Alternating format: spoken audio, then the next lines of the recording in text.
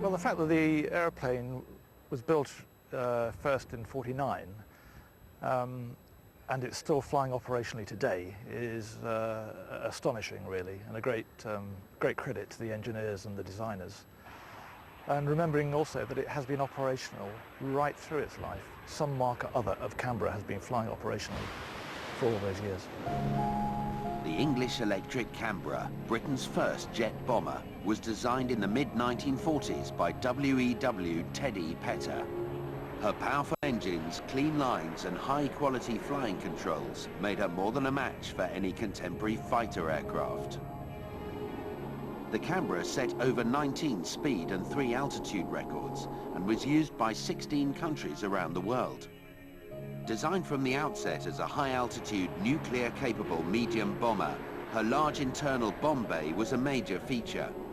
The Canberra enjoyed a long career in her intended role, but such were her attributes that she was also used as a low-level intruder interdictor and as an electronic warfare platform.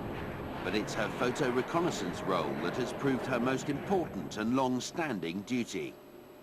39 1PRU is the only remaining Canberra squadron in service with the RAF. With the capability of both military and civil aerial surveys and surveillance, and tactical and strategic wartime reconnaissance, the squadron is constantly in demand all over the world. It operates 5 PR9 versions of the Canberra, which was the final development of the airframe. What you can see here then is the nose cockpit of the PR9, and as I say, this is where I operate. I do have an ejector seat, so I can get out in a hurry if I need to.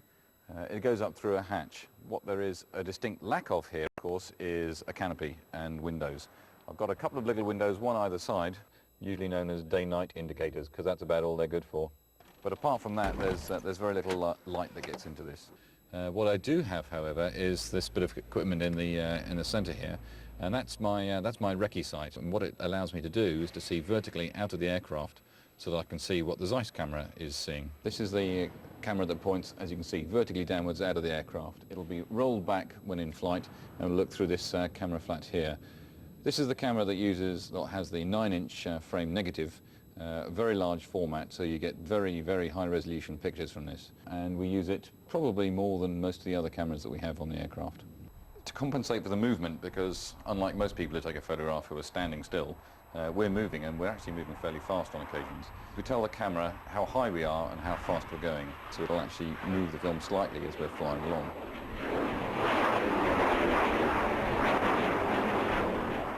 We have the capability to fly quite a long way, take imagery and come back without the need for a tanker. And even the Americans have agreed that at high level this airframe is a very, very stable platform for electro-optical imagery, which we do, and they've been very impressed with the results that we get from this airplane. The electro-optical camera, or sensor as it's known, was originally designed for the U-2 spy plane. They offered us one in the mid-90s because they were running out of U-2 pilots and aircraft and wanted somebody to help.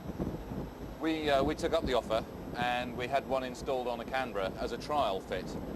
It was so successful that in fact now the images that we collect, the Americans admit, are better than the images they collect from the U-2. This impressive sensor has a mirror lens system with a massive focal length of 12 feet. It can provide detailed imagery from over 50 miles away. Equally impressive is the state-of-the-art navigation equipment needed to operate the sensor.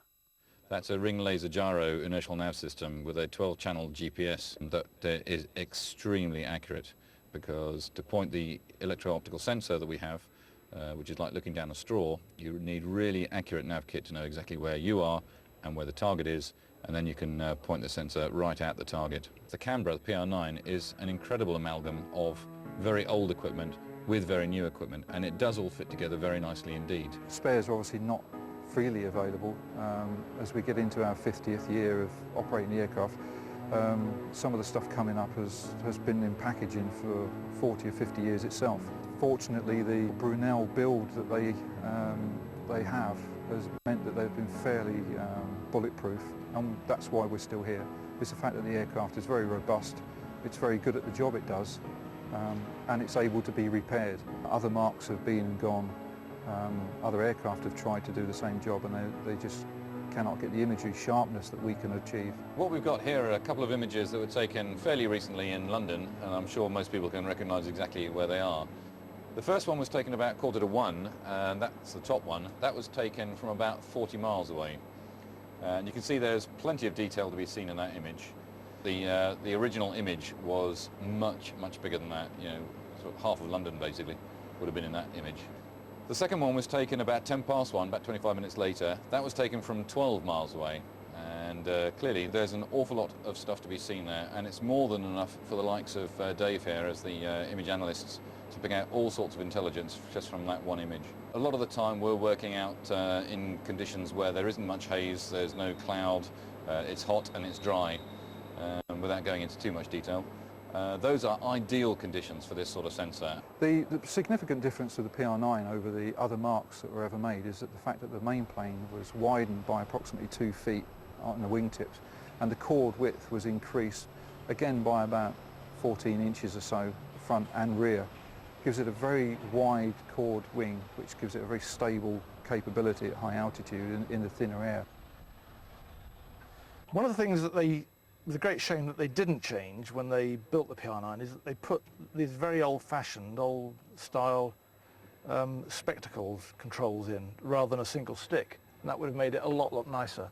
I would have been able to see all the instruments as well. Compared with a modern aeroplane, certainly the pilot of a modern aeroplane would find this a bit of an ergonomic nightmare because the instruments are not laid out in a particularly convenient method or pattern for you know, scanning them when you're flying on instruments.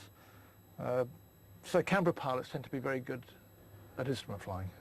The cockpits are only partially pressurized, so when flying at 50,000 feet, the crew actually experience an altitude of 26,000 feet. That's pretty high actually for humans to be floating around on a regular basis. You have to breathe oxygen at those sort of heights, otherwise your performance is severely degraded. So we breathe oxygen all the time, and it also gets fairly cold for me. The navigator's freezing up at high altitudes, whereas the pilot is roasting. The big drawback is that he has the heating controls, so he can make it hot or cold as he desires. Most of them take pity on the poor navigators and have it on fully hot, so they then get a bit overheated. Even so, I still get very cold on long flights at high level, and generally speaking, around about my feet, it's about -5. So you're sat in -5 for about 4.5 hours.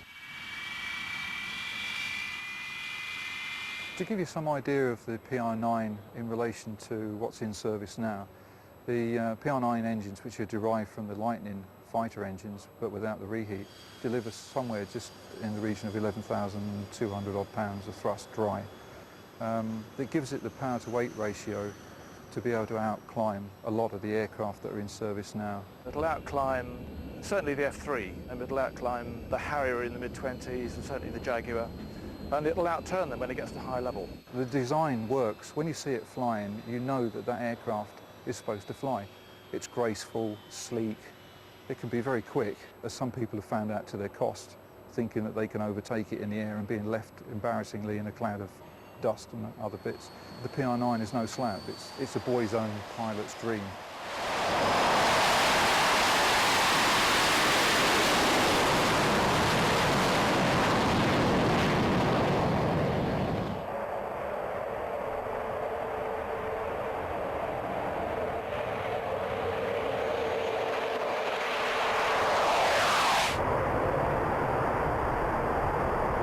It's looked upon as being the Rolls-Royce of the Canberra, and it's because it's a much more powerful aeroplane. It's limited to 450 knots, but you can achieve that speed with only 85% set on the engines. Now, bearing in mind that the last 15% is where most of your power is, the engines are well throttled back and it can still do 450.